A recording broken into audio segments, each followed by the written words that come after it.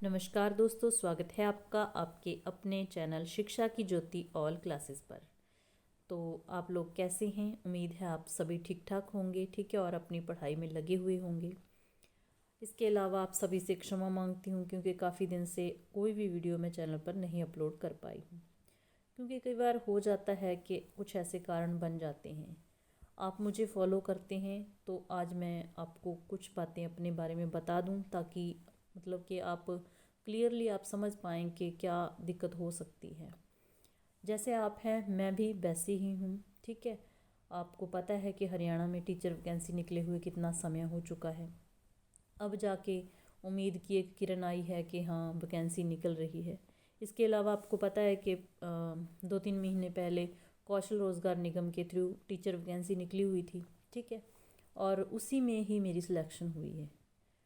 तो आपको पता है कि 3 महीने तक बीतने को हो चुके हैं, अभी तक कोई सैलरी नहीं आई है। सबकी पोस्टिंग बहुत दूर दूर कर रखी है और उन्हीं में से मैं भी हूँ। मुझे भी मतलब कि जहाँ मैं रहती हूँ वहाँ से 70 से 75 किलोमीटर दूर जाना पड़ता है। इसके लिए जब स्कूल का टाइम 9:30 बजे का था तो मुझे उठना पड़ता था 5 बजे, और 7 बजे बाइक पे पहले जाना, फिर बस पकड़नी, आगे जाना, मतलब कि शाम को आते आते 6 बज जाते थे।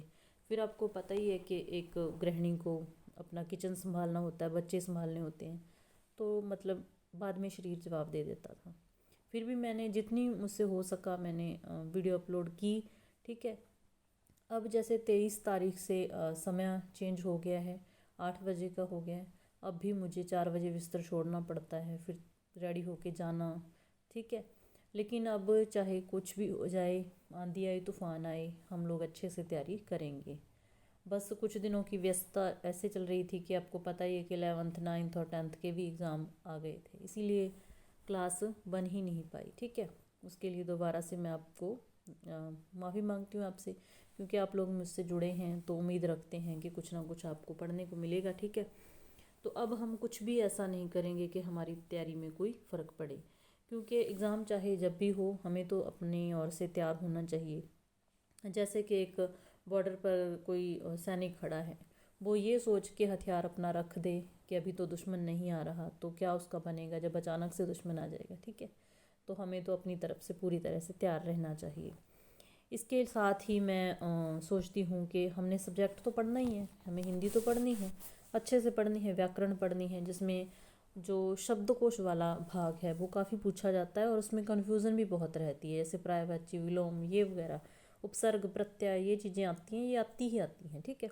उसको भी कवर करने की कोशिश करेंगे। और साथ में मैं चाहती हूँ कि एक 10 question series Hindi sorry Haryana GK की शुरू कर दें हम, क्योंकि जो हमारा 50 नंबर का कॉमन पार्ट है, जो हमारा 50 नंबर का कॉमन पार्ट है उसमें एक तो हरियाणा जीके और एक टीचिंग एप्टीट्यूड रहेगा, ठीक है। और टीचिंग एप्टीट्यूड के भी जो मेन फैक्ट हों वो करने की कोशिश कर लेंगे वीक में एक क्लास। इससे जिस बच्चे ने कोर्स वगैरह नहीं लिया तो उसको काफ़ी फ़ायदा हो जाएगा, ताकि हम अच्छे से तैयारी कर पाएँ, ठीक है। तो ये कोशिश करेंगे। अगर हरियाणा जी के आप पढ़ना चाहते हैं तो थोड़ा सा अपना कमेंट में बता देना, हम 10 क्वेश्चन सीरीज़ शुरू कर लेंगे, जो इम्पोर्टेंट क्वेश्चन होंगे उनको कवर करते चलेंगे। तो आज मेरा मेन मकसद तो था आपसे बात करने का, ठीक है, क्योंकि काफ़ी दिन से हम टूटे हुए थे एक दूसरे से, समझ लो।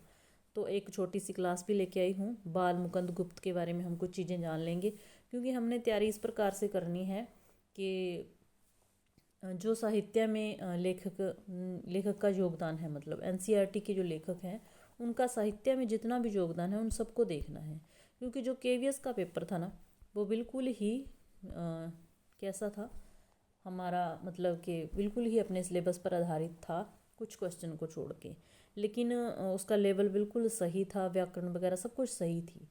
अगर हम एचपीएससी की बात करें तो आपको पता ही है कि पिछली जो इस पर चक्कर चल रहा है कि 600 में से केवल 57 बच्चे सिलेक्ट हुए या हुए ही नहीं, तो ऐसी बातें इसके बारे में हम सुनते हैं, तो आप अंदाज़ा लगा सकते हैं कि इसका लेवल कैसा हो सकता है।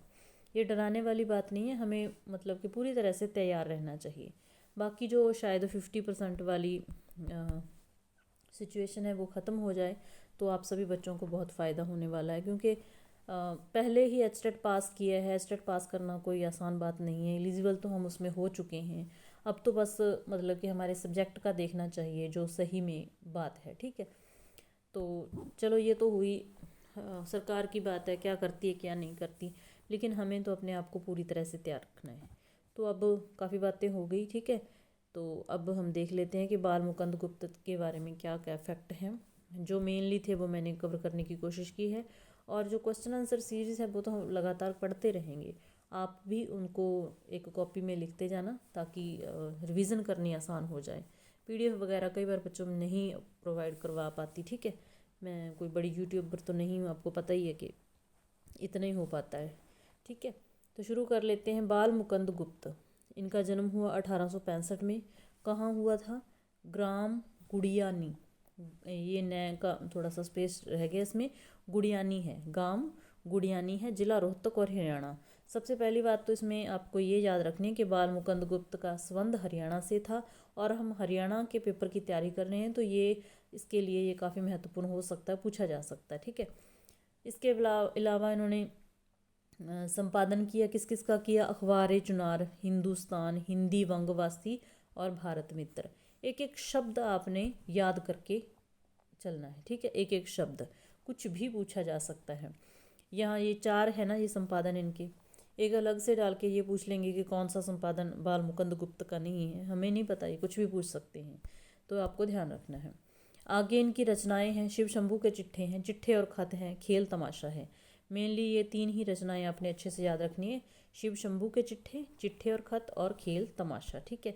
इसके अलावा बाल मुकुंद जी राष्ट्रीय नव जागरण के सक्रिय पत्रकार थे, ठीक है। नव जागरण के सक्रिय पत्रकार थे, ध्यान रखना है, क्योंकि 4 स्टेटमेंट केवीएस में भी ऐसे स्टेटमेंट डाली हुई थी ना कि 4 स्टेटमेंट दे दी जाएंगी, एक उसमें से गलत होगी, एक सही होगी, इस प्रकार से प्रश्न बनेंगे। तो आपको ध्यान रखना है कि बाल मुकुंद गुप्त जी राष्ट्रीय नव जागरण के सक्रिय पत्रकार थे, ठीक है। उसके बाद अगला जो पॉइंट है, पत्रकारिता उनके लिए स्वाधीनता संग्राम का हथियार थी। तो जो स्वाधीनता संग्राम के लिए उन्होंने लड़ाई की, मतलब कि उसमें भाग लिया, तो किस हथियार से, मतलब कि उसने किया, किस हथियार का प्रयोग किया? तो पत्रकारिता, ध्यान रखना, पत्रकारिता से उन्होंने मतलब कि अपने स्वतंत्रता संग्राम में हिस्सा लिया, स्वाधीनता की लड़ाई लड़ी। ये चीज़ें आप कह सकते हैं कि पत्रकारिता उनके लिए स्वाधीनता संग्राम का हथियार था, ठीक है। 2 पॉइंट हो गए। अगला है जी अनस्थिरता। ये शब्द इस बार भी केविस में भी शायद पूछा हुआ था। अनस्थिरता शब्द की शुद्धता को लेकर उन्होंने महावीर प्रसाद द्विवेदी से लंबी बहस की थी। तो किस शब्द को लेकर की थी? अनस्थिरता। इस शब्द को लेकर उनकी आलोचना आत्मा राम नाम से की है।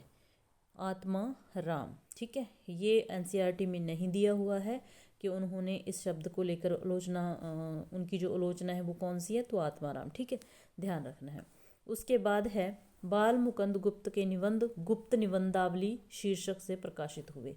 गुप्त निबंधावली, ठीक है, गुप्त निबंधावली शीर्षक से प्रकाशित हुए हैं।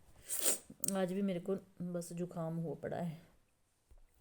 विदाई संभाषण उनकी सर्वाधिक चर्चित व्यंग कृति है। तो इस आरोह भाग 1 में उनका जो निबंध है वो है विदाई संभाषण, इनकी एक चर्चित व्यंग कृति है, ठीक है।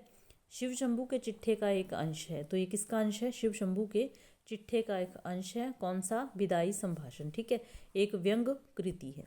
उसके बाद बाल मुकुंद गुप्त ने सन 1904 से 5 में भारत मित्र में, किसमें? भारत मित्र में शिव शंभू का चिट्ठा नाम से तत्कालीन गवर्नर जनरल लॉर्ड कर्जन को संबोधित करके निबंध लिखा है। तो किसको संबोधित है? लॉर्ड कर्जन को, याद रखना है, भारत मित्र में, ठीक है।